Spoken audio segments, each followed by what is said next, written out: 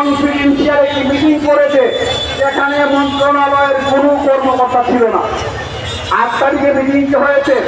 Meeting এর পর রাত 8টায় মন্ত্রণালয়, শিক্ষা মন্ত্রণালয় থেকে অর্থ মন্ত্রণালয়কে আরেকটি চিঠি দিয়েছে। ওখানে 500 টাকার প্রজ্ঞাপন বাতিল করে 5% অনুযায়ী বাড়ি ভাড়া দেওয়ার ব্যাপারে আবার তারা মন্ত্রণালয়কে, অর্থ মন্ত্রণালয়কে পুনর্বিবেচনা করার অনুরোধ জানিয়েছে। আমাদের কাজ প্রায় 80% হয়ে গেছে। আলহামদুলিল্লাহ 80% হয়ে গেছে। এখন যে পর্যায়ে আছে, মন্ত্রণালয় চাইলে যে কোনো সময় প্রজ্ঞাপন জারি করা সম্ভব।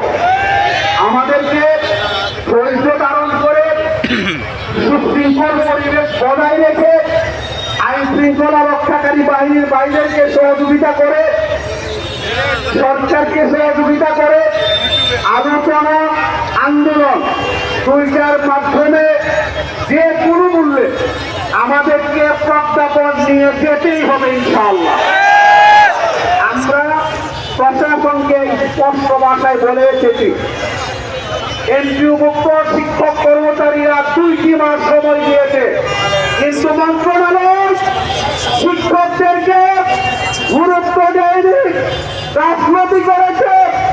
এই জন্য আমরা বলে এসেছি, আমরা এখানে এসেছি প্রয়োজনে সারা বাংলাদেশের প্রত্যেকটি এমপিওভুক্ত স্কুল, কলেজ, মাদ্রাসা, কারিগরি সকল শিক্ষা প্রতিষ্ঠানে একসাথে কর্মবিরতির ডাক দিয়ে 6 লাখ শিক্ষক কর্মচারীকে পুরস্কার আমরা দিয়ে আসবো।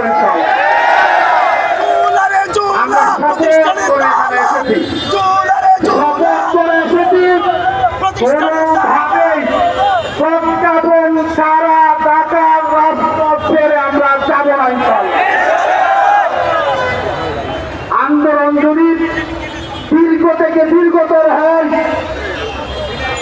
প্রতিষ্ঠানগুলো যদি কর্মবিরতির কারণে পড়াশোনায় স্থবির হয়ে পড়ে, এর দায়ভার সম্পূর্ণ শিক্ষা এবং অর্থ মন্ত্রণালয়কে নিতে হবে।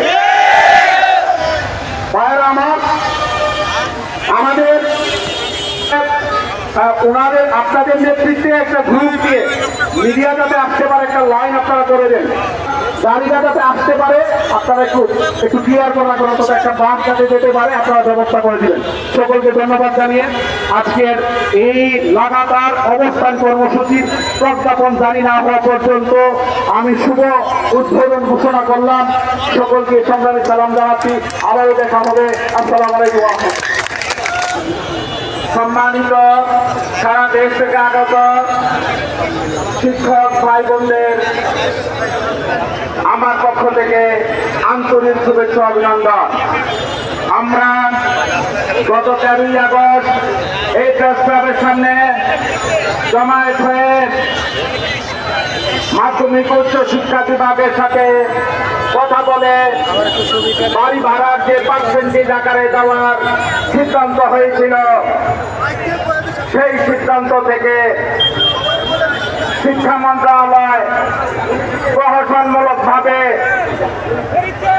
অর্থ মন্ত্রণালয় কর্তৃক 500 টাকা বাড়ি ভাড়ার কিস্তির যে প্রজ্ঞাপন জারি করেছে, সেই বিষয়টি সারা দেশের শিক্ষক সমাজের